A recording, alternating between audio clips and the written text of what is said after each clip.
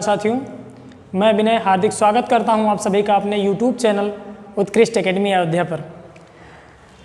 आज हम लोग एक नई सीरीज शुरू करने वाले हैं। सबसे पहले तो लेखपाल को टारगेट करके हम लोग कुछ क्वेश्चंस की सीरीज स्टार्ट करेंगे, लेकिन उसी कड़ी में आज हमारा ये जो लेक्चर होगा ये 2015 में पूछे गए राजस्व लेखपाल एग्ज़ाम का क्वेश्चन पेपर है और उसमें जितने प्रश्न आए हुए थे एक एक करके हम लोग सॉल्व करेंगे। ठीक है, क्वेश्चन आपके सामने होंगे, मैं उनको सॉल्व करवाऊंगा। आप लोगों को क्या करना है, सबसे पहले वीडियो को रोक के क्वेश्चन को सॉल्व करना है और उसके बाद फिर से देखना है वीडियो को, है ना। आप देखते रहिएगा रोक रोक के।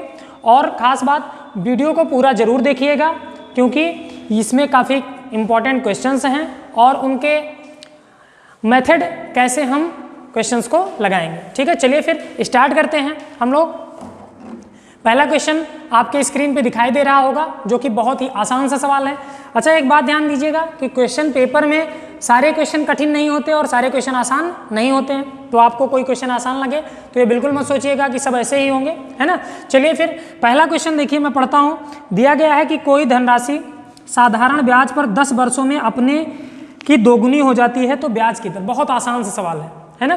साधारण ब्याज पर कह रहा है कि 10 वर्षों में क्या हो जाती है, दोगुनी हो जाती है। मतलब क्या हुआ, आप सीधा सीधा कहोगे कि सर अगर 100 रुपये रहा होगा तो वो 200 रुपये हो गया होगा कितने वर्षों में, 10 वर्षों में, है ना।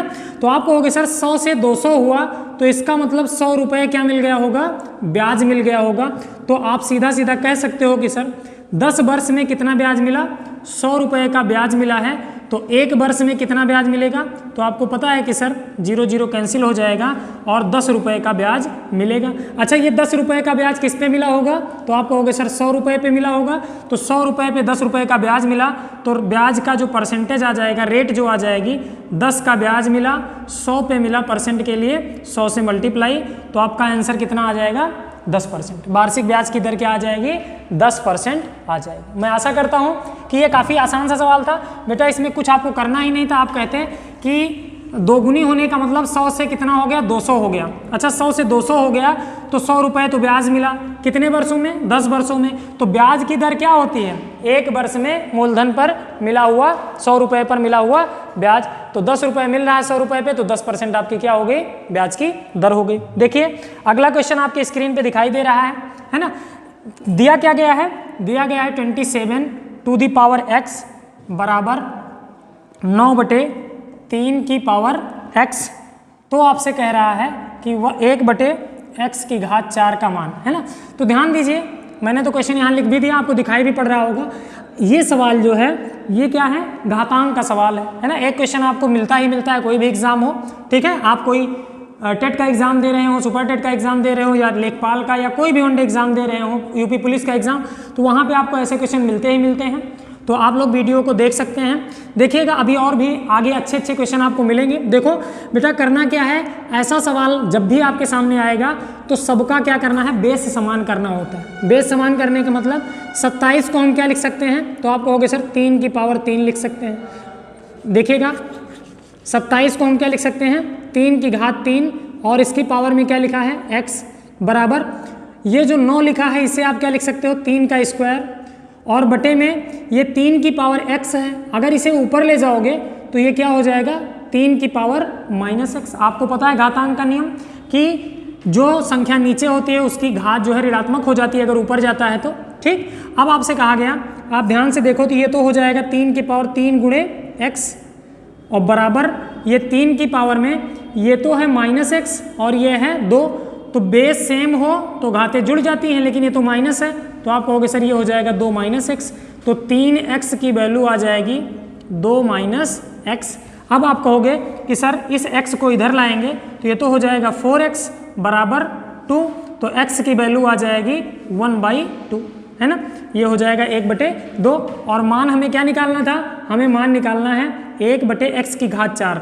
आपको पता है x का मान क्या आ गया, 1/2, और इसकी घात 4 करेंगे तो आपको पता है कि ये 1/16 हो जाएगा 1/16 और ये 16 कहाँ चला जाएगा ऊपर, तो आपका आंसर आ जाएगा कितना 16। यही सवाल का क्या हो जाएगा आंसर। अच्छा ये इतना बड़ा मुझे चूंकि मुझे आपको समझाना पड़ रहा है तो इसलिए इतना ज़्यादा मैंने लगाया है। आप इसको देखेंगे तो यहाँ 3 की पावर 3x दिखाई पड़ेगा, यहाँ 3 का स्क्वायर और ये -2x, तो आप कहोगे सर 3x बराबर 2 -x और x की वैल्यू यहाँ से 1/2 आएगी, तो जो आ जाएगा 1/2 की पावर 4 का मतलब 1/16, 16 ऊपर जाएगा, आपका उत्तर कितना आ जाएगा 16, है ना। सेकेंड भर में आपको लगेगा, चूंकि मैं पूरा सबको लेके चलना है इस वजह से मुझे ये बताना पड़ रहा है, तो आप लोग ये बिल्कुल मत सोचिएगा कि सर बहुत लेंदी करवा रहे हैं, है ना।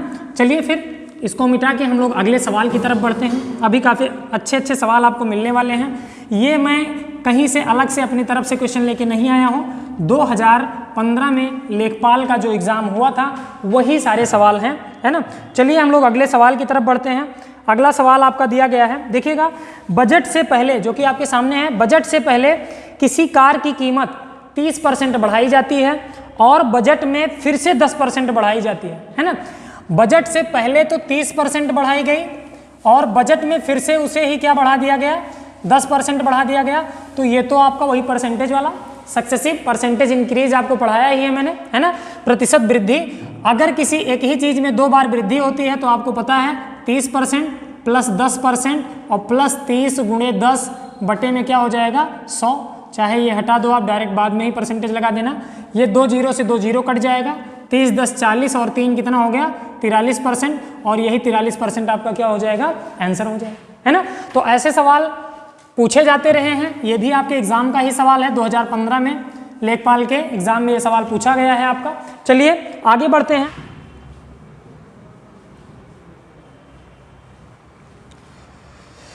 चलिए फिर हम लोग अपने अगले सवाल की तरफ बढ़ते हैं। देखिए क्या है सवाल, ये प्रॉफिट एंड लॉस का सवाल आ गया आपके सामने, और इसमें करना क्या है, देखिए कोई व्यक्ति 10 वस्तु खरीदता है, ठीक, कोई व्यक्ति 10 वस्तु खरीदता है, कितने रुपए में, 8 रुपए में। तो यहाँ से आप निकाल लेंगे एक वस्तु कितने में मिलेगी, तो ये हो जाएगी 0.8 रुपीज़ में, है ना। चाहे आप कह सकते हो 0.80 या 80 पैसे में, ठीक। आगे आपसे कह रहा है कि वो व्यक्ति जो है एक वस्तु, भाई ये तो मिल गया कॉस्ट प्राइस, सेलिंग प्राइस जो है उसका एक वस्तु का वो दे रहा है 1.25 रुपये में बेच देता है। तो आप खुद बताओ, आपने 0.8 रुपीज़ में खरीदा, 1.25 में बेचा, तो आपको क्या हो जाएगा, तो आप कहेंगे सर प्रॉफिट हो जाएगा कितने का, भाई विक्रय मूल्य में से सीपी को क्या करेंगे माइनस कर लेंगे, ठीक। तो ये तो आपका आ जाएगा 5 में से 5 गया 0, 12 में से 8 गया 4, यानी कि 0.45 रुपये का, ठीक। परसेंटेज लाभ निकालने के लिए 0.45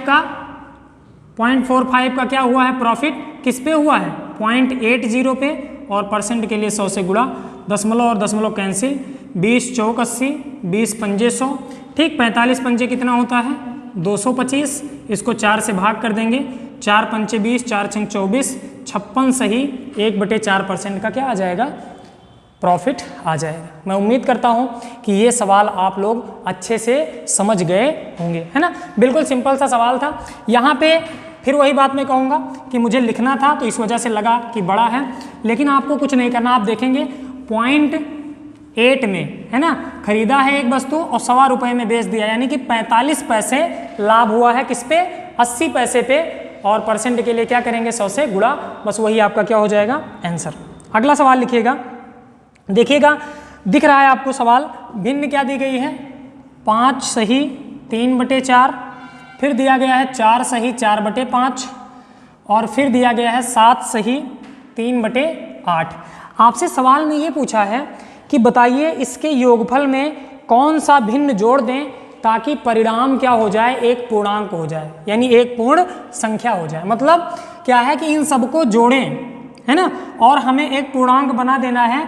अगर ये पूरा पूर्णांक नहीं तो उसमें ऐसा क्या जोड़ दें जिससे कि ये पूर्णांक बन जाए। पूर्णांक का मतलब एक पूर्ण संख्या बन जाए, है ना। पूर्ण संख्या आप जानते हैं 30 40 50 35 2 4 6 8 कुछ भी बन जाए। तो आप कहोगे सर सबसे पहले तो हम इनको जोड़ लेते हैं, देखते हैं कि क्या आता है जोड़ने पे इसको। और ये भिन्न जोड़ना आप जानते हैं, क्या करते हैं पहले ये सही वाला मान एक साथ जोड़ लेते हैं, 5 + 4 + 7, उसके बाद इन भिन्नों को जोड़ लेते हैं 3/4 + 4/5 और प्लस में 3/8। प्लस में 3/8। अब आप कहोगे सर 5 4 9 7 कितना हो गया 16, और प्लस ये 8 5 और 4 का एलसीएम ले लेंगे जब आप, तो आपको पता है कि सर 8 पंजे 40 क्या हो जाएगा इसका एलसीएम। इसका एलसीएम क्या हो गया 40, तो एलसीएम से हम क्या करते हैं मल्टीप्लाई करते हैं, ठीक है 40 से मल्टीप्लाई करेंगे। देखो नीचे तो हम लिख लेंगे 40 और ऊपर इसको मल्टीप्लाई करेंगे तो ये हो जाएगा 10 × 3 30, और प्लस ये हो जाएगा 5 8 40, तो 8 चौक 32, और प्लस 8 पंजे 40 हो जाएगा, तो ये 5 तियाँ कितना हो गया 15, है ना। तो अब इसको अगर आप जोड़ते हो तो ये तो हो जाएगा 16 + 30 30 60 70, और 75 2 कितना हो गया 77/40। अब आप कह सकते हो सर 16 प्लस ये तो है एक सही, है ना 40 37 कितना होता है 77, तो आप कहोगे 16 और 1 17 प्लस में हो जाएगा कितना 37/40। अब कह रहा है कि ये जो भिन्न आ गई इसके योगफल में ऐसा क्या जोड़ दें कि ये पूर्ण वर्ग संख्या हो जाए। कई ऑप्शन दिखाई दे रहे हैं, बाकी आपको ऐसे भी समझ में आ जाएगा कि सर अगर हम इसमें 3/40 जोड़ते हैं तो ये 37 और 3 40/40 यानी 1 हो जाएगा, और भिन्न का मान 17 और 1 18 जो कि एक पूर्ण वर्ग पूर्णांक हो जाएगा। तो इसका मतलब आपको जोड़ना क्या है 3/40, यही आपका क्या हो जाएगा आंसर। काफ़ी आसान सा सवाल था, इसको भी आपकी प्रैक्टिस अगर होगी तो 5 4 9 7 16 लिखेंगे, यहाँ पे आप 40 लेने के बाद इसको जोड़ के 77/40 करेंगे, आपका 37/40 यहाँ आएगा, जो कि 3/40 आपको जोड़ने पे पूर्णांक प्राप्त हो जाएगा, है ना। मैं आशा करता हूँ कि आप ये सवाल भी समझ पाए होंगे, ठीक है। चलिए फिर आप लोग अभी वीडियो को देखते रहिए, धीरे धीरे ठीक ठाक क्वेश्चन और मिलेंगे आपको। ये सारे क्वेश्चन बहुत अच्छे क्वेश्चन हैं जो कि आपको आपके एग्ज़ाम में ही पूछे गए हैं। अभी और भी सवाल हैं जो कि आपको देखते रहना है, जो कि आपके लिए काफ़ी बेनिफिशियल होगा। देखिएगा अगला सवाल जो दिया गया है, अगला क्वेश्चन क्या दिया गया है, किसी संख्या में 8% जोड़ने और 3% घटाने से प्राप्त संख्या के बीच अंतर 407 है। देखो कह क्या रहा है कि 8% जोड़ने और 3% घटाने, है ना, घटाने से प्राप्त जो अंतर है, घटाने से प्राप्त अंतर 407 है। 407 सवाल आपके सामने लिखा गया है। देखो बेटा करना क्या है, आप जो संख्या मानोगे, हमने मान लिया कि वो संख्या क्या थी 100% थी। जब आप ये समझ लोगे तो आपको कुछ करना नहीं, 8 3 11 को डायरेक्ट 407 के और 100% का मान निकाल लोगे। लेकिन चूंकि मुझे समझाना पड़ रहा है इसलिए देखिएगा कि संख्या 100% है, इसमें अगर हम 8% जोड़ दें तो क्या हो जाएगा मान संख्या का 108%। अगर हम इस संख्या में 3% घटा दें तो कितना हो जाएगा 97%, और इसका अंतर ले लें तो आपको पता है कि सर ये कितना आ जाएगा 11%।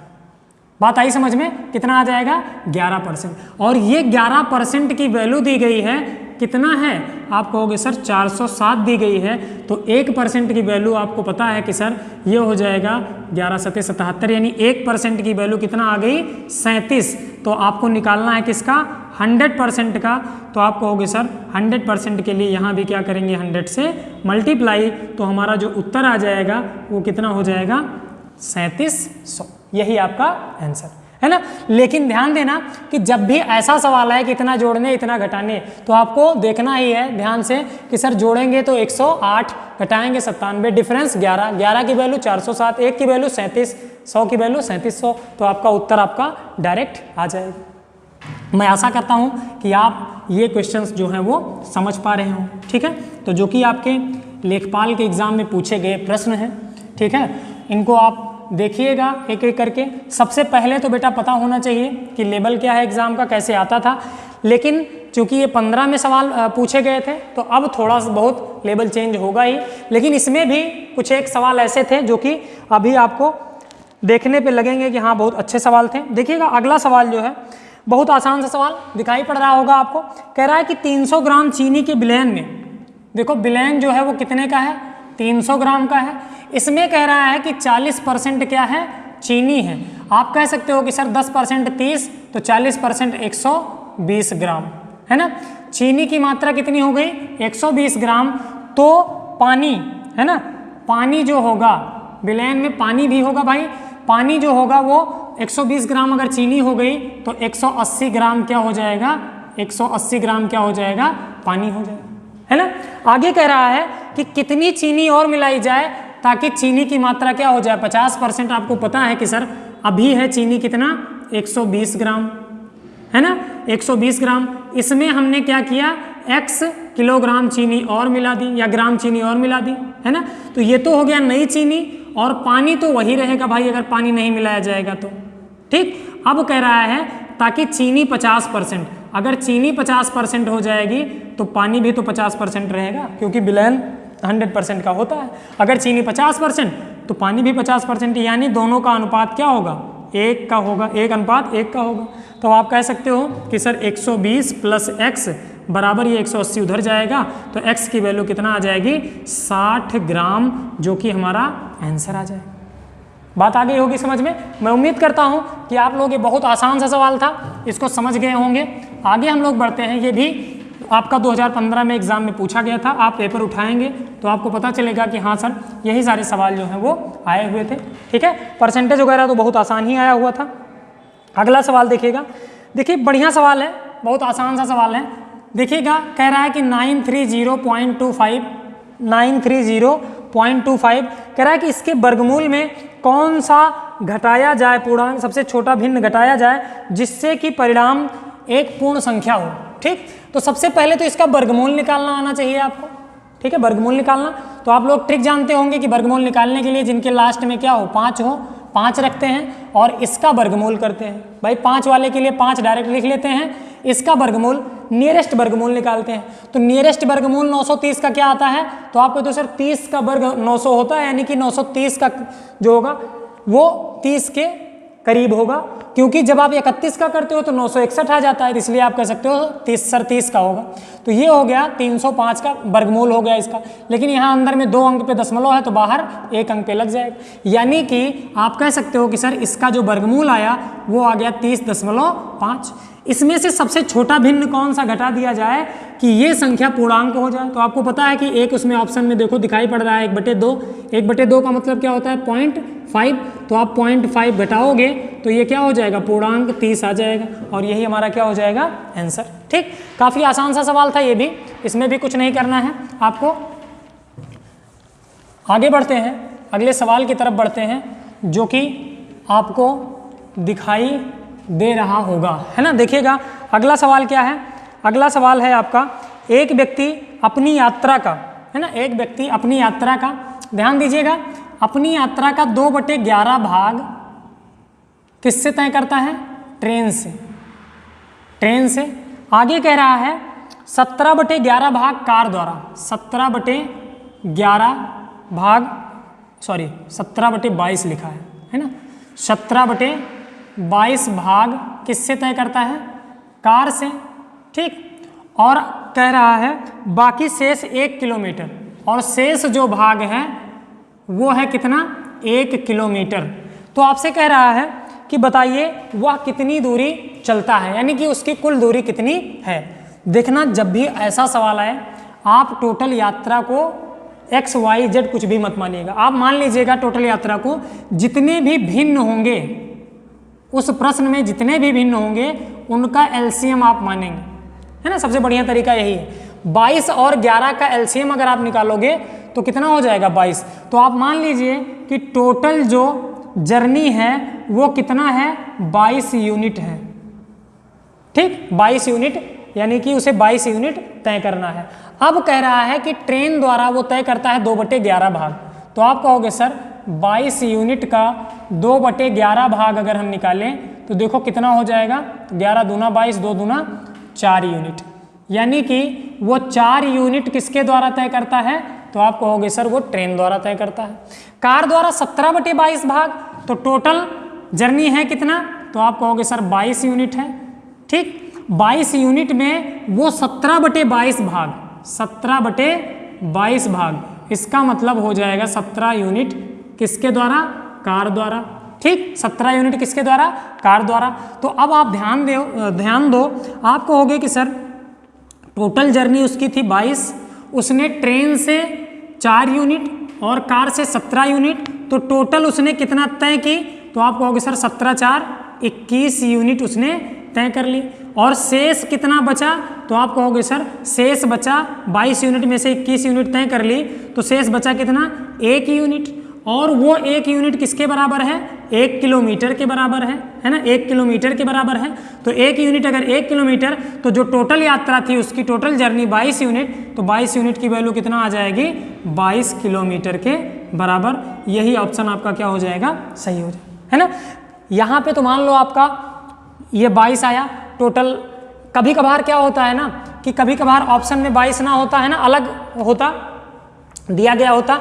ये जो 1 किलोमीटर है, अगर ये कह देता कि मान लो यहाँ पे शेष वो 4 किलोमीटर पैदल तय करता है, तब आपकी 1 यूनिट की वैल्यू किसके बराबर आती, 4 के बराबर, और 22 की वैल्यू कितनी आ जाती, 88 किलोमीटर के बराबर आ जाती, है ना। अगर शेष यात्रा उसकी 10 किलोमीटर होती तो आपका 220 आ जाता उत्तर। बात आ रही होगी समझ में, क्योंकि यहाँ शेष 1 ही किलोमीटर था, तो आपने उत्तर भी क्या निकाला कि सर शेष यहाँ पे 1 किलोमीटर था, इसलिए हमारा उत्तर भी कितना आ गया, 22 किलोमीटर।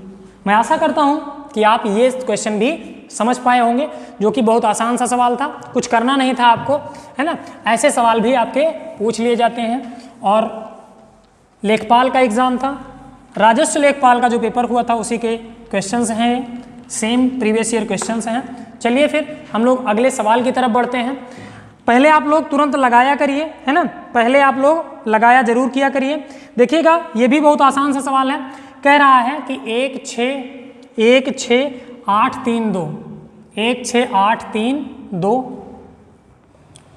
का कह रहा है कि माध्य और माध्यिका का योगफल, माध्य और माध्यिका का योगफल। आप जानते हैं कि माध्य क्या होता है, माध्य होता है पदों का योग बटे पदों की संख्या, ठीक है। और माध्यिका क्या होती है, तो बीच वाला मान, है ना।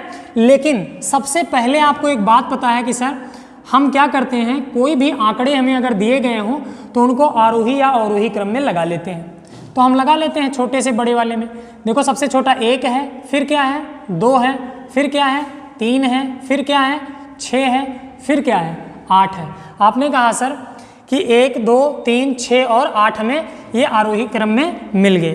अब माध्यिका के लिए तो, माध्य के लिए तो आपको सबको जोड़ के जितनी संख्या उतना करना था, यानी माध्य निकालने के लिए आपको कुछ नहीं करना था। आप कहते सर पदों का योग 1 + 2 + 3 + 6 + 8 और बटे में 1 2 3 4 और 5 संख्याएं थी, है ना।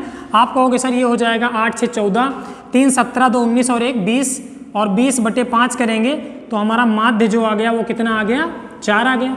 लेकिन माध्यिका निकालने के लिए आपको पता है कि माध्यिका के लिए तो जरूर इसको आरोही क्रम में करना पड़ेगा, जो कि हमने पहले ही कर लिया है ना। और अगर विषम पद है तो बीच वाला मान, है ना, ये 2 हटा देंगे इसके तरफ से, इसके तरफ से 2 हटा देंगे, बीच वाला मान ही क्या होगा, माध्यिका होगी। तो इनका योगफल पूछा था, तो आप कहोगे सर माध्य और माध्यिका का योगफल 4 + 3 जो कि आएगा 7 के बराबर। बात आ गई समझ में ना। तो मैं उम्मीद करता हूं कि आप क्वेश्चंस को समझ पा रहे होंगे, ठीक है। चलिए फिर आगे बढ़ते हैं, अगले सवाल की तरफ बढ़ते हैं, है ना। इसको मिटाते हुए अगले क्वेश्चन की तरफ बढ़ते हैं।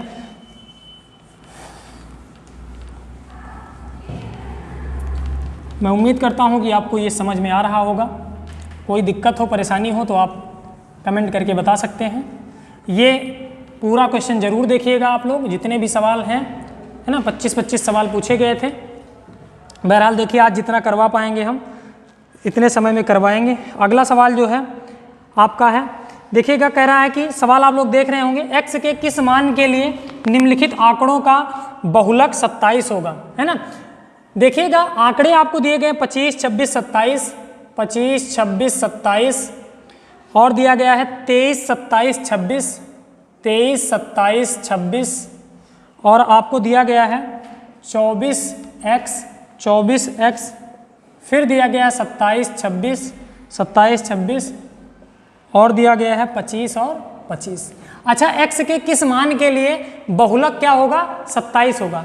ऐसा सवाल अगर आपके सामने आ जाएगा तो आपको पता है कि सर बहुलक क्या होता है ना। बहुलक तो आप कहोगे सर बहुलक ऐसी संख्या होती है जो दिए गए आंकड़ों में सबसे अधिक बार आया हो।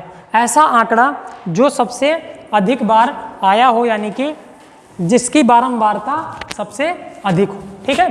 तो यहाँ पे अगर देखो तो आप कह सकते हो कि सर 27 बहुलक लाना है तो 27 एक बार यहाँ है 2, फिर हो गया 3 और x की जगह पे 27 रख देंगे तो ये सबसे ज़्यादा बार हो जाएगा, यानी इसका बहुलक जो हो जाएगा वो कितना हो जाएगा 27, 4 बार आ जाएगा। और देखिएगा आप देखेंगे चेक करेंगे तो 27 ही 4 बार होगा और सबसे ज़्यादा बार जो होता है वही क्या कहलाता है, बहुलक कहलाता है। ठीक, तो ये तो काफ़ी आसान सा सवाल था, इसको आपको लगाना नहीं था, है ना। चलिए आगे बढ़ते हैं, अगले सवाल की तरफ बढ़ते हैं जो कि आपकी स्क्रीन पे दिखाई दे रहा है। पहले आप लोग लगाया करिए और उसके बाद ही आगे बढ़ा करिए। देखिएगा ये सवाल लिखने की जरूरत नहीं है, आप देखेंगे ध्यान से 50 प्रेक्षणों के एक समूह में मानक विचलन 8 है, यदि प्रेक्षण को 2 से गुणा किया जाए तो मानक विचलन का मान क्या होगा, है ना। तो चाहे 50 प्रेक्षण हो, चाहे 100 प्रेक्षण हो, चाहे 200 प्रेक्षण हो, अगर 8 है मानक विचलन और उन सभी में क्या किया जाए, कह रहा है कि प्रेक्षण को 2 से गुणा कर दिया। अगर 2 से गुणा किया जाएगा तो सभी प्रेक्षणों में किया जाएगा भाई, है ना। प्रेक्षण को 2 से गुणा किया जाएगा तो आप कहोगे सर मानक विचलन में भी उतने ही गुना की वृद्धि हो जाएगी, है ना, यानी कि मानक विचलन भी 2 गुना बढ़ जाएगा। तो पहले मानक विचलन क्या है, 8 है, तो अब क्या हो जाएगा 8 का डबल यानी कि 16। इस सवाल को लगाने की जरूरत नहीं थी, मैं आशा करता हूं कि ये तो आपको पहले से पता रहा होगा। आगे बढ़ते हैं, अगले सवाल की तरफ बढ़ते हैं। देखिएगा कह रहा है, अच्छा ये भी सवाल बिल्कुल कोई दम ही नहीं है, कह रहा है कि यदि किसी धनराशि पर, देखिएगा आपके सामने दिखाई पड़ रहा है, किसी धनराशि पर 1 पैसा प्रति रुपया प्रति माह, 1 पैसा प्रति रुपया प्रति माह, है ना, प्रति माह ब्याज हो, है ना। कह रहा है धनराशि पर ब्याज जो है 1 पैसा प्रति रुपया प्रति माह हो तो वार्षिक ब्याज की दर का प्रतिशत क्या होगा, है ना। आपसे पूछा गया कि अगर मंथली रेट जो है 1 पैसा प्रति रुपया है ना, यानी कि 1 पैसा ब्याज मिलता है किस पे, 100 पैसे पे। भाई प्रति रुपया का मतलब क्या हुआ, 100 पैसे पे 1 पैसा का ब्याज, तो परसेंट के लिए 100, तो ये आपका हो जाएगा 100 से 100 कैंसिल, यानी 1% प्रति माह रेट है, यानी 1 माह में 1% रेट है। आपको पता है कि साधारण ब्याज की दर हर मंथ क्या होती है, सेम होती है। तो अगर 1 माह के लिए है 1% तो 12 माह यानी कि 1 वर्ष की जो रेट होगी वो कितना होगी, 12 से गुणा कर देंगे तो आपका आ जाएगा 12%, और यही आपका क्या हो जाएगा उत्तर। इसे भी लगाना नहीं था लेकिन मैंने समझा दिया है क्योंकि ऐसे सवाल कभी कभार छोटे एग्जाम्स में पूछ लिए जाते हैं तो आपको ये आना चाहिए। ठीक है, चलिए अगले सवाल की तरफ बढ़ते हैं। अगला सवाल आपकी स्क्रीन पे दिखाई दे रहा है, बढ़िया सवाल है ट्रिग्नोमेट्री का। कह रहा है कि त्रिभुज ABC है, ये देखिएगा ध्यान से, त्रिभुज ये ए जो है इसमें दिया गया है कि ए समकोण है, 90 डिग्री है, ए समकोण है, त्रिभुज AB और C है मान लो। ठीक, ध्यान दीजिएगा, आपसे कह रहा है कि यदि B बराबर, अच्छा स्मॉल b क्या होता है, B के सामने वाली भुजा, B बराबर 7, और कह रहा है कि A बराबर, A क्या होता है, स्मॉल a के सामने वाली भुजा। तो आप कहोगे सर A स्मॉल a क्या होता है, A के सामने। कोई भी अगर बेटा त्रिभुज होगा AB और C, है ना, कोई भी त्रिभुज चाहे समकोण हो चाहे नॉर्मल त्रिभुज हो, तो A के सामने की भुजा को हम स्मॉल a, B के सामने की भुजा स्मॉल b, C के सामने की भुजा स्मॉल c हम कहते हैं, ये बात जानते रहिएगा। तो कह रहा है इसमें कि स्मॉल a का मान 25 यानी कि A के सामने वाली भुजा जो है वो कितना है, 25 है। स्मॉल b का मान 7 यानी कि B के सामने वाली भुजा का मान 7 है। आपसे पूछा है कि बताइए tan b का मान ज्ञात कीजिए, क्या होगा। आपको पता है कि सर साइन, हाँ साइन कॉस टैन का मान हमें पता है कि सर टैन थीटा बराबर क्या होता है, टैन थीटा बराबर होता है लंब बटे आधार, है ना। लाल बटे कक्का पता है ना सबको, लाल बटे कक्का बचपन से पढ़ते आए हैं, तो लंब बटे आधार क्या होता है, टैन थीटा का मान। तो यहाँ पे b दिया गया है तो b के सामने वाला क्या होगा, लंब होगा, और लंब बटे आधार क्या होगा, AB। तो आपको पता है कि सर जब भी ऐसा सवाल आएगा तो हमें कर्ण का मान पता है, हमें लंब का मान पता है, आधार का मान हम कैसे निकालते हैं, आपको पता है कि हम कर्ण के वर्ग में से अगर लंब का वर्ग घटा देते हैं तो हमें आधार यानी AB का वर्ग मिल जाता है। 25 का स्क्वायर 625, 7 का स्क्वायर 49। आपको पता चल गया कि सर ये कितना आएगा, 15 में से 9 गया 6, 11 में से 4 गया 7 और ये 5, 576 AB स्क्वायर का मान आ गया। तो ये भी पता है कि सर AB का मान क्या आ जाएगा, √576, जो कि होता है किसका, 24 का, यानी इसका मान कितना आ गया, AB का 24। तो tan बीटा का मान, सॉरी tan B का मान निकालना है, तो tan B के लिए लंब क्या हो जाएगा 7 और आधार क्या हो जाएगा 24, तो 7/24 आपका क्या आ जाएगा आंसर। बहरहाल इसको इतना लगाना नहीं था, लेकिन मैं समझा रहा हूँ आपको, इस वजह से मुझे लगाना ही पड़ा। मैं आशा करता हूँ कि ये सवाल भी आप अच्छे से समझ पाए होंगे। काफ़ी आसान सा सवाल था, ट्रिग्नोमेट्री में सबसे बेसिक सवाल यही होते हैं, इससे आसान आपको नहीं मिलेगा, है ना। चलिए फिर आगे बढ़ते हैं अगले सवाल की तरफ। अगर आप ध्यान देंगे तो ज़्यादातर क्वेश्चन मेंसुरेशन और मेंसुरेशन से ज़्यादा क्वेश्चन आए थे, अभी आपको मिलेंगे आगे चल के। ठीक, चलिए अगला सवाल क्या है। हाँ देखिएगा, अगला सवाल आपके सामने है, कह रहा है कि 60 लीटर मिक्सचर है। मिक्सचर दिया गया है बेटा कितना, 60 लीटर। 60 लीटर क्या दिया गया है, मिश्रण दिया गया है। आगे कह रहा है इसमें अम्ल और पानी, एसिड और वाटर का रेशियो जो है कितना है, 2:1 है। कह रहा है कि इसमें कितने लीटर पानी और मिलाया जाए ताकि अम्ल और पानी का अनुपात जो हो जाए वो कितना हो जाए, 1:2 हो जाए। ठीक, यानी कि जो नया विलयन आएगा, जो नया विलयन आएगा उसमें एसिड और वाटर का रेशियो कितना होना चाहिए, 1:2 का, और इसमें पानी मिलाना है। ठीक, तो आप सबसे पहले तो ये देखना कि अम्ल जो है वो 2 है, तो पानी कितना है, 1 है। ठीक, टोटल में से तो आप सबसे पहले 60 लीटर है, मिक्सचर कितना है 60 लीटर, तो 60 लीटर में एसिड जो है, अम्ल जो है वो निकाल लो पहले। तो आप कहोगे सर अम्ल जो है 2 है, कितने में से, 3 में से, तो ये हो जाएगा 30 दूना यानी 20 दूना 40 लीटर तो हो जाएगा अम्ल, और वाटर जो हो जाएगा भाई 40 ये हो गया तो टोटल 60 है, तो 20 लीटर क्या बचेगा, वाटर बचेगा। ठीक, अब आप अगर रेशियो देखो तो 40 तो अम्ल है और वाटर कितना है, 20 है।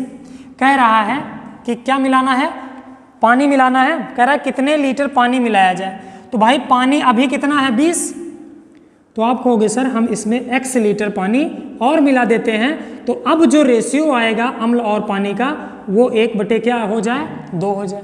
ठीक, बस कैलकुलेट कर लो, ये आपका क्या आ जाएगा, 40 दूना 80, ये हो जाएगा 20 + x। ठीक, तो x की वैल्यू कितना आ जाएगी, 60 लीटर। आपका यही क्या हो जाएगा आंसर। मैं आशा करता हूं कि ये बात आप समझ पाए होंगे। आपका ऑप्शन नंबर ए ही उत्तर हो जाएगा, 60 लीटर। ठीक है, तो ये भी सवाल काफ़ी आसान सा था, कुछ भी नहीं करना था आपको। ठीक, चलिए आगे बढ़ते हैं, अगले सवाल की तरफ बढ़ते हैं। अगला क्वेश्चन क्या है, अगला सवाल है आपका, हाँ देखिएगा ध्यान से, देखिए बढ़िया सवाल है बेटा। किसी काम को एक पुरुष एक महिला से दुगना तेज कर सकता है। देखिए कार्य क्षमता का अनुपात दिया गया है, ध्यान से देखिए। कह रहा है किसी काम को समय का अनुपात दिया गया है महिला पुरुष से, तो आप कहोगे सर आदमी है, आदमी को मैं क्या लिख रहा हूँ, मैन, और औरत को क्या लिख रहा हूँ, महिला को वोमेन। तो कह रहा है कि किसी काम को एक पुरुष एक महिला से दुगना तेज है। ठीक है, महिला से दुगना तेज है का मतलब क्या हुआ कि अगर महिला जो है वो 2 दिन में किसी कार्य को करती है तो पुरुष उस कार्य को 1 ही दिन में निपटा देता है। बात आई समझ में, महिला 2 यूनिट समय लगाती है तो पुरुष जो है 1 ही यूनिट का टाइम लेता है। यही तो हो गया 1:2 का हो गया मैन और वुमेन में रेशियो। आगे ध्यान से देखें तो फिर से कह रहा है कि एक लड़के से, एक महिला एक लड़के से दुगनी तेज है। मतलब क्या है कि अगर वुमेन और मैन का रेशियो देखा जाए तो महिला लड़के से दुगनी तेज है, वुमेन और बॉय का। ठीक है, रेशियो। अगर वो लड़का जो है कार्य को करने में 2 दिन का समय लगाता है तो वो महिला क्या करती है, 1 ही दिन का समय लगाती है।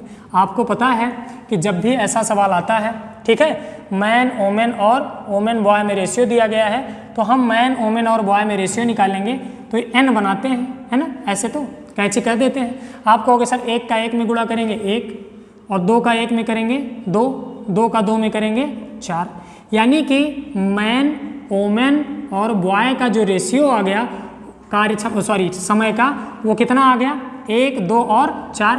समय का अपोजिट क्या होता है, अपोजिट क्या होता है, कार्य क्षमता का रेशियो होता है। इसका अपोजिट क्या होता है, कार्य क्षमता का रेशियो। टाइम एंड वर्क आपने सबने पढ़ा होगा, है ना, नहीं पढ़ा है तो हम लोग जब स्टार्ट करेंगे तो वहाँ से बेसिक चीज़ें क्लियर करेंगे। अब समझिएगा, मैन वुमेन बॉय 1, 2 और 4 का रेशियो आ गया, तो इसका अपोजिट जब आप निकालोगे तो इसका भी रेशियो निकालना बताया है कार्य क्षमता का, मैन वुमेन और बॉय के। कैसे करते हैं, इसको छोड़ के इन दोनों का गुणा, 4 दूना 8, फिर इसको छोड़ के इन दोनों का गुणा, 4 एकम 4, फिर इसको छोड़ के इन दोनों का गुणा, 2 एकम 2, 2 से कट जाता है, 2 चौके 2 दूना और 2 एकम, यानी कि इसका रेशियो ठीक इसका विपरीत आ गया, 4 2 और 1। इसका मतलब ये हुआ कि एक आदमी जो है एकांक समय में 4 लड्डू बनाता है, तो औरत जो है वो 2 बनाती है और लड़का जो है वो 1 ही बना पाता है। अगर तीनों का मिला दिया जाए तो 4 2 6 और 1 7 लड्डू ये तीनों मिलकर एक दिन में बनाते हैं। लेकिन अगर आगे आप ध्यान से देखें, यदि वे सभी, एक पुरुष एक महिला एक लड़का मिलकर 4 दिनों में पूरा करें, यानी कि एक दिन में तो ये बना रहे हैं, देखो 4 2 6 और 1 7 लड्डू, और अगर 4 दिन में कार्य पूरा कर डालते हैं, यानी टोटल जो काम होगा, टोटल जो वर्क होगा वो कितना होगा, 7 चौक 28 होगा। अगर टोटल वर्क 28 है और कार्य पूरा करना है किसको, अकेले लड़के को, तो लड़का जो है अकेला एक दिन में कितना बनाता है, 1, तो 28 कितने दिन में बनाएगा, 28 दिन में। आपका यही क्या हो जाएगा, आंसर। बहुत आसान सा सवाल था, बस आपको क्या करना था, वर्क एफिशिएंसी का रेशियो निकालना था और 7 से गुणा करके टोटल काम पता करना था और एक लड़के की क्षमता से भाग दे देना था और वही आपका क्या आ जाता, उत्तर।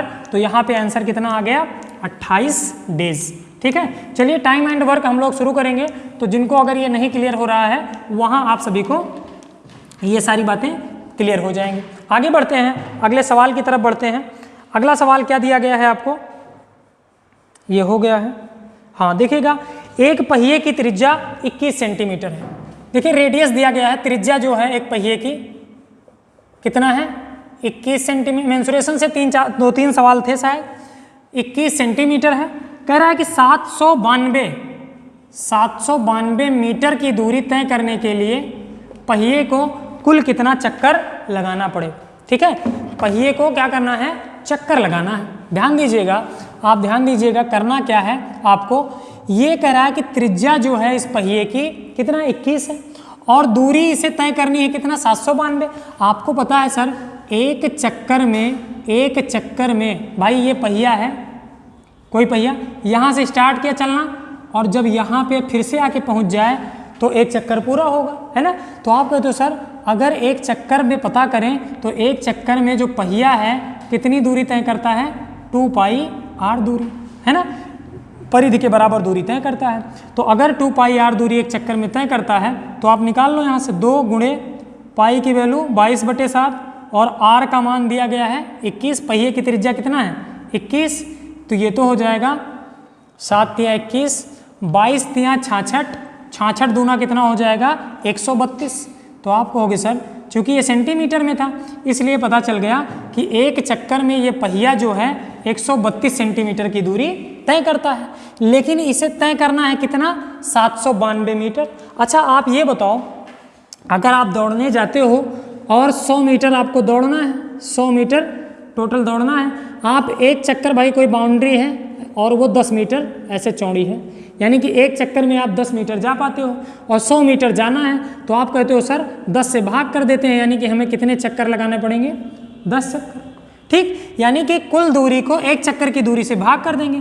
तो आप कहोगे सर कुल चक्करों की संख्या निकालेंगे तो हमें करना क्या होगा, हम 792 मीटर को भाग कर देंगे 132 सेंटीमीटर से, लेकिन भाग करने में भी ये मीटर है ये सेंटीमीटर है, तो इसे भी क्या करना पड़ेगा, 100 से गुणा करना पड़ेगा सेंटीमीटर में चेंज करने के लिए।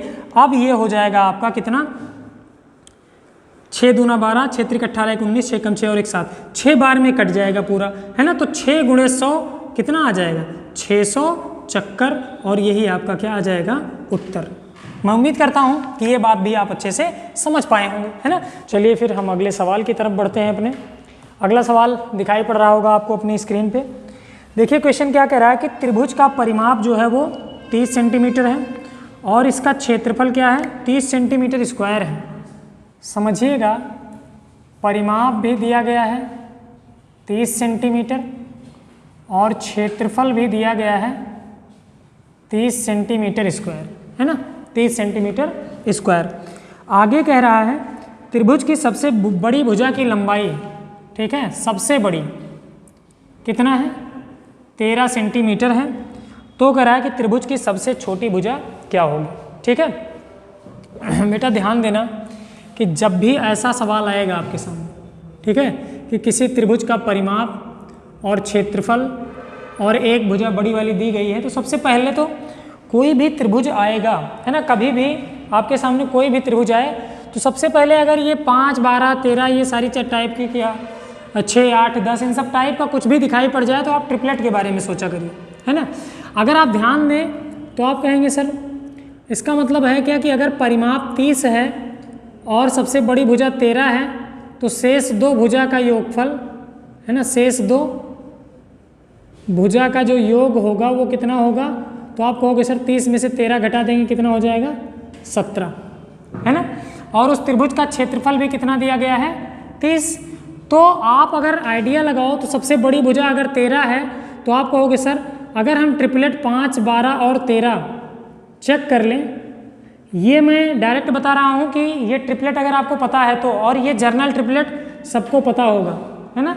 ये समकोण त्रिभुज 12 और 5 और 13 सबको जोड़ेंगे तो परिमाप कितना आ गया 30। अगर आप क्षेत्रफल निकालो तो त्रिभुज का क्षेत्रफल निकालोगे तो ये आधार और ये लंब हो जाता है, 1/2 आधार गुणे लंब, जो कि आ जाएगा 2 × 12 6 × 30। यानी कि आपको पता चल गया कि इसका परिमाप भी 30, इसका क्षेत्रफल भी 30, इसलिए जो सबसे छोटी भुजा हो गई, है ना, वो सबसे छोटी भुजा क्या हो गई 5 सेंटीमीटर हो गई, और यही हमारा क्या हो गया आंसर हो गया।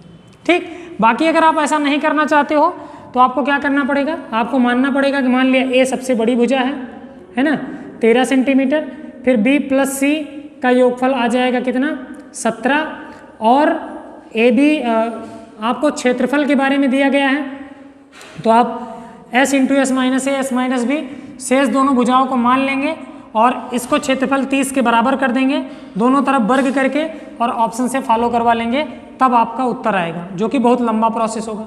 ऐसे नहीं करना है आपको याद रखना है कि जब भी बड़ी भुजा दी गई है सबसे 13, तो आप अपने आप ये पहला वाला ट्रिपलेट दिमाग में आ जाना चाहिए कि पहले चेक तो कर ही लेंगे हम 5, 12 और 13 से।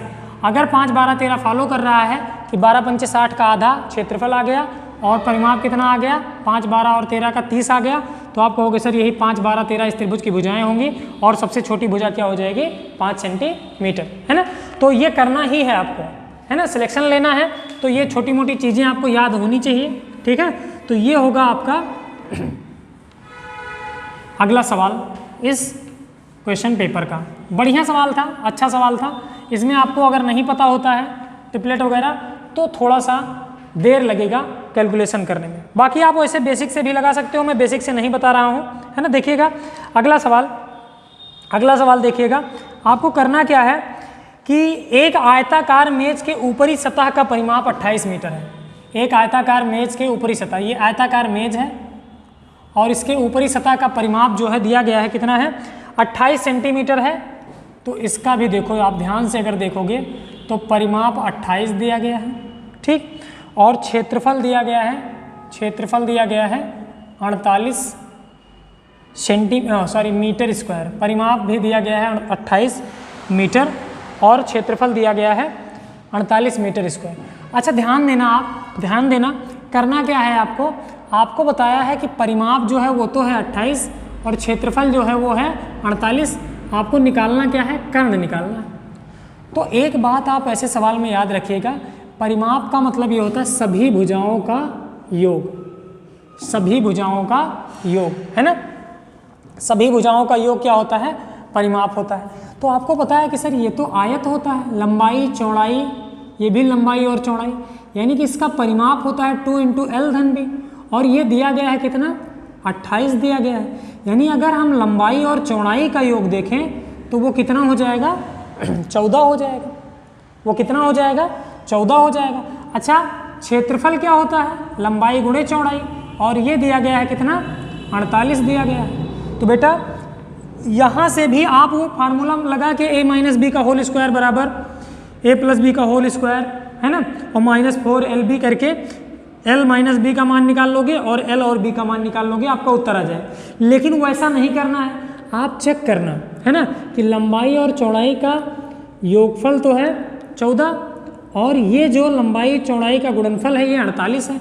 तो 8 × 48 होता है ना, 6 × 8 = 48, 12 × 4 = 48 भी होता है, 12 चौक 48 भी होता है, कई चीज़ें 1 गुणे 48 हो जाएगा, 2 गुणे 24। लेकिन आपको ध्यान देना है कि ऐसी 2 संख्याएं चाहिए जिनको जोड़ने पे 14 आए और गुणा करने पे 48, तो यही 2 संख्याएं मिलेंगी 8 और 6, बाकी और कुछ नहीं मिलेगा। तो आप कहोगे सर 8 6 अगर मिल गया, इसका मतलब लंबाई हम मान लेंगे 8, चौड़ाई हम मान लेंगे 6, तो 6 8 10 क्या होता है, ट्रिपलेट होता है। तो आप कहोगे सर 6 8 और कर्ण क्या हो जाएगा, 10 हो जाएगा। यही सवाल का क्या हो जाएगा उत्तर, ये भी ट्रिपलेट ही है ना। ट्रिपलेट क्या होता है, पाइथागोरस का नियम लगाते हैं, त्रिभुज की तीनों भुजाएं होती हैं समकोण त्रिभुज की, जिसमें ये अगर 6 है और ये अगर 8 है तो ये 10 ही होगा। क्यों, क्योंकि 6 का स्क्वायर क्या होता है 36, 8 का स्क्वायर क्या होता है 64, 36 और 64 मिलके क्या होगा 100, लेकिन इसका रूट निकालना होता है, इसलिए आप कहोगे कि सर ये हो जाएगा 10। बात आई समझ में ना। तो इस तरीके से आप इसको निकाल सकते हैं। अगर ट्रिपलेट याद है तो बहुत आसानी से सवाल को बिना पेन चलाए कर सकते थे कि सर ये 8 छंग 48 है, यानी लंबाई और चौड़ाई क्या हो जाएंगी 8 और 6, ठीक है। और योगफल, चूंकि यहाँ पे ये कंडीशन भी फॉलो करवानी है कि लंबाई प्लस चौड़ाई 14 आए, तो 8 छंग 48, 8 6 14, और यहाँ से आप कहते सर 8 का स्क्वायर 64, 36, 100, 100 का रूट कितना आ जाएगा 10, यही क्या आ जाएगा विकर्ण की लंबाई, है ना। तो इस तरीके से आप इस सवाल को भी सॉल्व कर सकते थे, जो कि जिसमें कुछ नहीं था, है ना। इतना ये लिखना पड़ा इस वजह से कि ये बातें आपको समझ में आ जाएं, ठीक। अच्छा, कुछ लोगों को हो सकता है जो ट्रिपलेट ना जानते हो उनको थोड़ी समस्या हो सकती है, तो हम लोग जब पढ़ेंगे या मान लो आप देखेंगे कहीं पे ट्रिपलेट के बारे में, तो चीज़ें और ज़्यादा क्लियर हो जाएंगी। क्योंकि मैं अभी बेसिक कॉन्सेप्ट आपको नहीं बता पा रहा हूँ, आप लोग नोटिस कर रहे होंगे, लेकिन कोशिश कर रहा हूँ कि सवाल आपको ऐसे लगाना है ये बताने की। देखिएगा एक सवाल और है, कह रहा है त्रिभुजाकार खेत का परिमाप फिर से दिया गया है। परिमाप देखिए 3-4 सवाल आए थे मेंसुरेशन से, 5 सवाल कम से कम इसी 25 क्वेश्चन में लेखपाल के एग्जाम में। परिमाप कितना दिया गया है 540 मीटर, और भुजाओं में अनुपात दिया गया है 5:12:13। ठीक बेटा, ध्यान देना, जब भी ऐसा सवाल आ जाए, मैंने अभी बताया था कि 5:12:13 दिखे जैसे तुरंत आपकी आंखें क्या हो जानी चाहिए, खुल जानी चाहिए, है ना। आंख आपकी खुल जानी चाहिए कि 5, 12 और 13 क्या है, ट्रिपलेट है, पाइथागोरियन ट्रिपलेट है। और पाइथागोरियन ट्रिपलेट में आपको पता है कि 5, 12, 13 किसका होता है, समकोण त्रिभुज का। अगर परिमाप जो है 540 है, इसका मतलब भुजाओं का अनुपात हमें दिया है 13, 12, 25, 5, 30 यूनिट, है ना।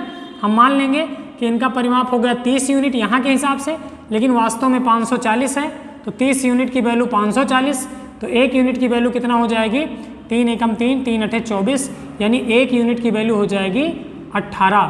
तो आपसे पूछा क्या है, आपसे पूछा ये गया है, देखिएगा प्रश्न आप लोग, कह रहा है इस खेत का क्षेत्रफल।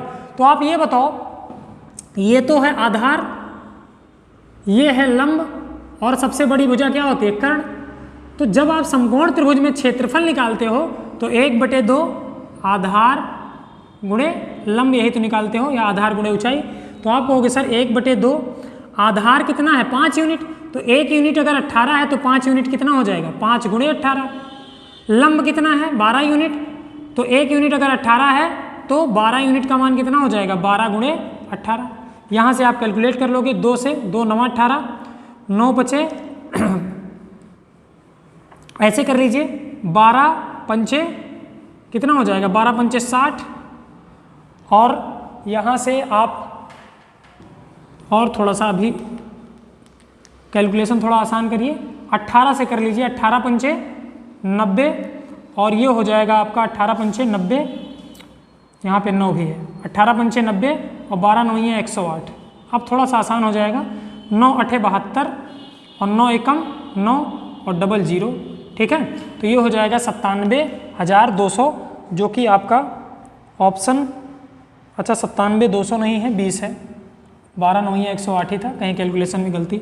चलिए अभी ये क्लियर हो गया, 9720 आपका क्या हो गया वर्ग मीटर, यही हमारा क्या हो गया उत्तर, जो कि आपका कौन सा ऑप्शन है, डी वाला ऑप्शन आपका आंसर आ जाए। मैं उम्मीद करता हूँ कि आप ये समझ पा रहे होंगे। कैलकुलेशन बस थोड़ा जल्दी करना सीखना है आपको, और क्वेश्चंस को जल्दी लगाने का तरीका, अप्रोच आपको आना चाहिए। अगर आपको ये कॉन्सेप्ट क्लियर होगा तो आप इन सवालों को बहुत ही जल्दी, है ना, 30-30, 25-25 सेकंड में लगाएंगे, इतनी कैलकुलेशन होने के बावजूद भी। देखो 3 संख्याओं का योगफल, अगला सवाल देखिएगा, 3 संख्याओं का योगफल कह रहा है 392 है। तो हमने मान लिया ए बी सी 3 संख्याएं हैं। कह रहा है कि यदि पहली तथा दूसरी, पहली और दूसरी ए अनुपात बी कितना है, 2:3 है। कह रहा है कि दूसरी और तीसरी यानी कि बी अनुपात सी जो दिया गया है वो 5:8 दिया गया है, 5:8 दिया गया है। आगे कह रहा है तो तीसरी संख्या ज्ञात कीजिए। आपको सबसे पहले मैंने अभी बताया था कि तिरछा गुणा कर देंगे, है ना, n बना देंगे तो ये हो जाएगा 5 दूना 10, 5 तियाँ 15, 8 तियाँ 24, यानी ए बी सी का रेशियो आपको मिल गया 10, 15, 24। आप अगर ध्यान से देखो तो ये रेशियो में आ गया है, लेकिन तीनों का योगफल कितना दिया गया 392।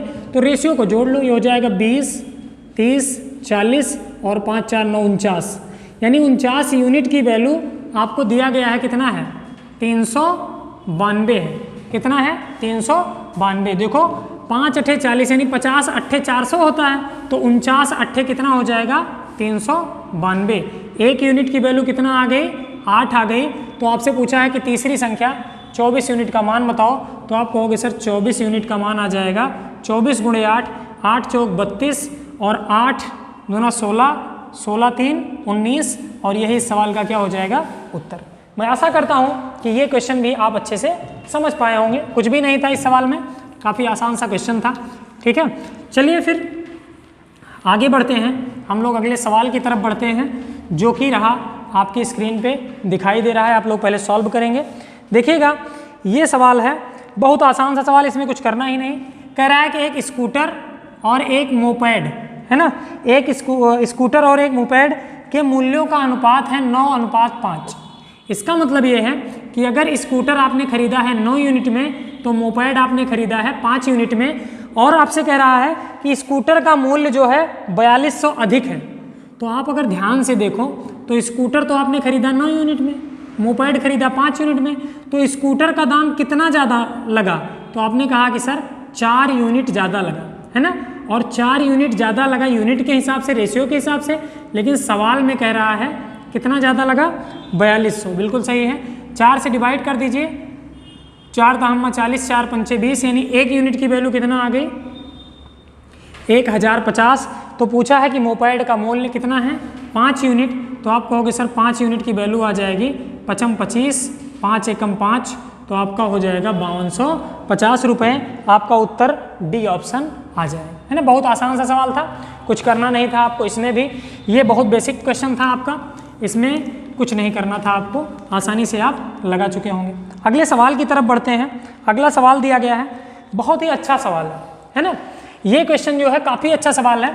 अगर इसमें आप थोड़ा सा पहले समझ लो, है ना, कि ऐसा सवाल अगर आप बेसिक से लगाएंगे तो लंबा जाएगा, है ना। बेसिक से नहीं लगाना है, इसके लिए भी मैं तरीका बताता हूँ। देखो कह रहा है कि 2 संख्याओं का HCF कह रहा है कितना है 12 है, और LCM जो है वो कितना है, तो LCM दिया गया है 2448 दिया गया है। कह रहा है कि इन दोनों संख्याओं का जो डिफरेंस है, दोनों संख्याओं का अंतर जो है वो कितना है 60 है। तो आपसे कह रहा है कि दोनों संख्याओं का योगफल बताइए, है ना। तो देखना, आप अगर इस सवाल को लगाते हो तो दोनों संख्याएं ए बी मानोगे तो 1 हो जाएगा, A × B का मान मिल जाएगा आपको। समझना, पहले मैं बेसिक तरीका बताता हूँ कि दोनों संख्याओं को आप A और B मान लोगे तो आप कहोगे सर दोनों संख्याओं का गुणनफल बराबर होता है दोनों संख्याओं का लासा गुणे मासा, यानी कि 2448 और गुणे 12, ये हो जाएगा आपका समीकरण नंबर 1। फिर आप कहोगे सर दोनों का अंतर दिया गया है A - B कितना दिया गया है 60, ये हो जाएगा आपका समीकरण नंबर 2। आपको अगर A + B का मान पता चल जाए तो दोनों संख्याएं पता चल जाएंगी और दोनों संख्याओं का अंतर आप निकाल लेंगे। तो आप कहोगे सर A + B का होल स्क्वायर निकालने के लिए हम जानते हैं A - B का होल स्क्वायर और प्लस में 4AB करना होता है ना। प्लस में क्या करना होता है 4AB, और यहाँ पे आप क्या करेंगे AB का मान रख देंगे और यहाँ पे क्या रख देंगे 60, यानी 60 का स्क्वायर, और प्लस ये हो जाएगा 4 × 12 इंटू क्या हो जाएगा 2448, ये हो जाएगा आपका 3600, प्लस ये हो जाएगा 12 चौक 48 और गुना में ये आ जाएगा 48, है ना, गुणा में क्या आ जाएगा 2448। अगर आप निकालोगे इसको गुणा करके तो देखो ध्यान से, आप 48 को 2448 से गुणा करेंगे तो ऐसे कर लीजिए 50 माइनस 2 और गुणे में आ जाएगा 2448। थोड़ा कैलकुलेटिव सवाल था। ये हो जाएगा 5 अठे 40, 5 अठे 40, 5 चौक 20 और 4 कितना हो गया 24, और 5 चौक 20 और 2 22, और 5 दूना 10 और 2 12, और एक यहाँ पे जीरो था तो एक जीरो बढ़ा लेंगे, माइनस 2448 का डबल करेंगे तो 24 दूना 4800, 48 दूना 96, तो 4896 आ गया। जब आप इसमें से घटाएंगे 10 में से 6 गया 4, 9 में से 9 गया 0, 13 में से 3 में से 8 नहीं जाएगा, 13 में से 8 जाएगा, 8 5 13, ठीक, ये हो जाएगा 13 में से 8 गया 8 5 13, और यहाँ से आपका ये फिर कितना बचा है 11, 11 में से 4 गया 7, और ये हो गया आपका 1 और ये 1, यानी कि 117,504, और इसका मान आपने निकाला गुणा करके 117,504 प्लस इसमें 3600 करना है, 3600 करना है, तो ये हो जाएगा 4 और ये हो जाएगा 0 और ये हो जाएगा आपका 6 5 11, 7 3 10 और 1 11, 1 और 1 2, और ये हो गया 121 104, यानी कि इसका मान आ गया 121 104। किसका मान आया a प्लस बी का होल स्क्वायर का मान। अब ध्यान देना, इसका जब आप स्क्वायर हटाओगे तो आपको a प्लस बी का यानी दोनों संख्याओं का योगफल डायरेक्ट मिल जाएगा। क्या मिल जाएगा? Under root 121 104। ठीक, तो आपको करना क्या है, 121 और 104 का वर्गमूल आपको निकालना है। 121 104 का वर्गमूल निकालना है, तो ध्यान देना आप लोग, 121 104 का जब आप वर्गमूल निकालोगे तो आप ऑप्शन पे जाओ, है ना, क्योंकि अब ये निकाल तो लेंगे आप, लेकिन थोड़ा सा कैलकुलेटिव हो जाएगा, तो आप ऑप्शन पे जाओ। तो देखो पहला ऑप्शन दिया गया 248, दूसरा दिया गया 204, तीसरा दिया गया 348 और चौथा दिया गया 284। ठीक, तो आपको करना क्या है, देखो आपको पता है कि सर ये 250 के करीब है और 250 का स्क्वायर करें तो 25 25 आम कितना होता है 625, 2 जीरो बढ़ जाएगा यानी 62,500 के करीब है। 200 का भाई और कम होगा, 284 थोड़ा सा और ज़्यादा होगा बस 6,000 से, लेकिन ये 1,21,104 है, तो 350 का करके आप देख लीजिए। आपको पता है 350 का निकालने के लिए ये होता है 55 25 और ये 3 चौक 12 और डबल जीरो, यानी 1,22,000 के करीब आ रहा है 350 का, तो इसलिए 348 का ये इसका वर्गमूल कितना आ जाएगा 348। a प्लस बी का मान आपका कितना आ गया 348, और यही इस सवाल का क्या हो गया आंसर। बात आई समझ में ना? तो ये है आपका बड़ा लंबा तरीका, है ना। तो मैं आशा करता हूँ कि ये आपको ये तरीका जरूर समझ में आया होगा। इसमें आप कुछ नहीं कर सकते हैं, क्यों? क्योंकि कैलकुलेशन है भाई, जितना तेज आपको गुणा भाग आता होगा, कैसे गुणा कर सकते हैं, कैसे जोड़ सकते हैं, उतना तेज आप इसको कर पाएंगे। ठीक है, और दूसरा तरीका हो सकता है कुछ लोगों के समझ में ना आए, लेकिन जिनके समझ में आ जाएगा, बिल्कुल रामबाण तरीका है। ये देखिए कि इतना अच्छा सवाल आपको लेखपाल के एग्जाम में पूछा गया था आपसे, बस क्या करना था, क्या था इसमें कैलकुलेशन था थोड़ा सा, है ना, थोड़ा सा कैलकुलेशन था। ध्यान दीजिएगा, आपको करना क्या है कि आपको एक बात पता होती है, जैसे मान लो 8 और 12 दो संख्या है, इसका एलसीएम आपसे कहा जाए तो आप कहते हो सर 24 है ना, और इसका एचसीएफ कितना होता है 4 होता है। एलसीएम कितना है 24 और एचसीएफ कितना एलसीएम कितना है 24 और एचसीएफ कितना है 4। तो आप अगर एचसीएफ से भाग कर दो 4 से, तो आप कहते हो सर हमें मिल जाता है 6, है ना। ये क्या होता है, ये वही दोनों सहअभाज्य गुणनखंड होते हैं, है ना, जिनको गुणा करके ये दोनों संख्याएं प्राप्त की गई होती हैं। तो ये होता है 2 3 6, दोनों सहअभाज्य युग्म है ना, और इन्हें मासा में गुणा करके बनाया गया होता है। देखो 4 से गुणा करेंगे तो 4 दूना 8, इसमें 4 से करेंगे तो 4 3 12, यानी आप दोनों संख्याएं इनसे प्राप्त कर सकते हैं। तो यही वाला टेक्निक हम लोग लगाएंगे यहाँ पे, है ना। अगर आप गहराई से लासा मासा पढ़े हैं, गहराई क्या थोड़ा बहुत भी जानते हैं, तो ये बात जरूर आप जानते होंगे, है ना। क्या करना है, देखो 2448 क्या है, लासा है, मासा कितना है 12 है। अगर आप इसको डिवाइड कर दो तो 12 दूना 24 और 12 चौक 48, यानी ये जो 204 आ गया है, ये जो 204 आ गया है, इनमें हमें क्या करना है कि ऐसा 2 पेयर लाना है ना, ऐसा 2 पेयर लाना है कि जिनसे संख्या निकालें तो उन संख्याओं का डिफरेंस कितना आ जाए 60 आ जाए। तो आप इसको देख लो किससे कटेगा ये तो आप कहोगे सर ये हो जाएगा कितना, 13 से नहीं कटेगा, 12 से कट जाएगा, 12 एकम 12, 8 20, 12 सत्ते 84, बिल्कुल कट जाएगा। देखो 12 एकम 12, 8 20, 12 सत्ते 84 और ये हो जाएगा 12 एकम 12।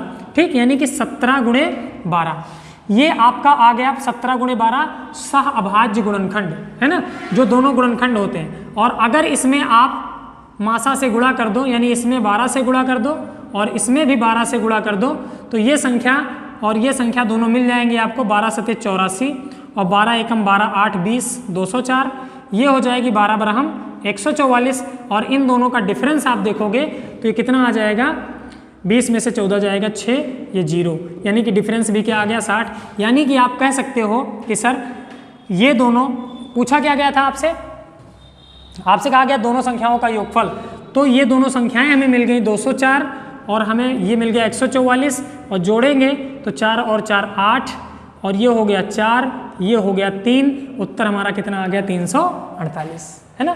बहुत लाजवाब सवाल था, सोचने वाला सवाल था, एसएससी में ऐसे सवाल आपके पूछे जाते हैं, है ना।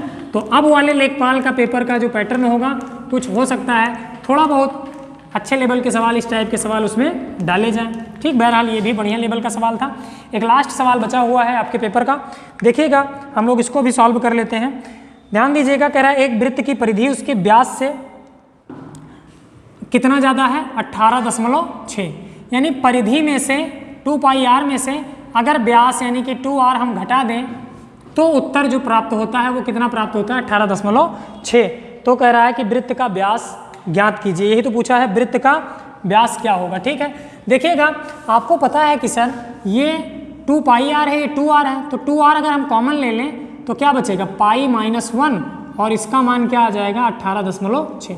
आपको मान निकालना किसका है, 2r का, है ना। तो आप पाई का मान रख दो, ये हो जाएगा 22/7 -1 इंटू 2r, भाई व्यास आपको निकालना ही है, बराबर 18.6, कैलकुलेशन है बस, 2r इंटू देखो 22 में से 7 घट जाएगा तो कितना आ जाएगा 15, 7 22 होता है, बटे में क्या आ जाएगा ये 7 बराबर 18.6। ये 15/7 उधर भेज दो तो ये 15 कहाँ चला आएगा नीचे और ये 7 कहाँ चला जाएगा ऊपर।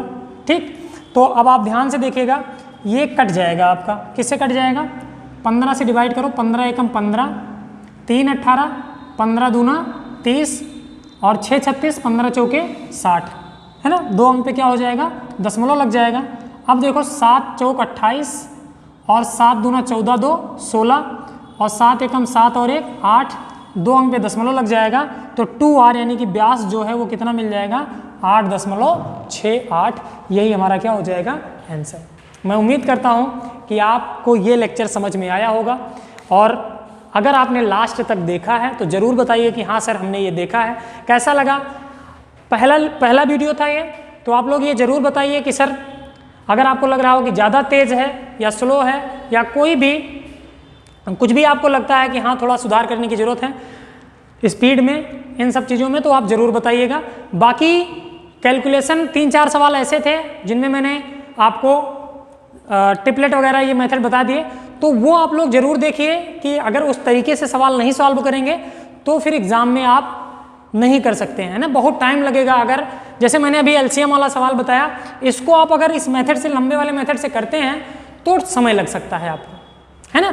तो ऐसा नहीं करना है आपको, अगर नहीं आ रहा है तो बिल्कुल टेंशन नहीं लेना है, कोशिश करनी है आपको। बाकी अभी मैं और भी प्रश्न पत्र के साथ आपके सामने आऊँगा प्रीवियस ईयर, है ना, जितने भी लेखपाल में पेपर हुए हैं, चकबंदी लेखपाल का जो पेपर हुआ है उन सबके साथ मैं आऊँगा आपके सामने और एक एक करके हम लोग क्वेश्चन सॉल्व करेंगे। तो कोशिश ये की जाएगी कि कुछ ना कुछ मैटर आपको मिलता रहे। ठीक है, तो चलिए फिर आज के वीडियो में इतना ही रखते हैं। अगर ये वीडियो आपको पसंद आया है तो ज़रूर अपने दोस्तों के साथ साझा करें और भेजें सबको, जिससे कि और भी लोगों को थोड़ा सा लाभ मिल सके। चलिए फिर आज के लिए इतना ही, थैंक यू।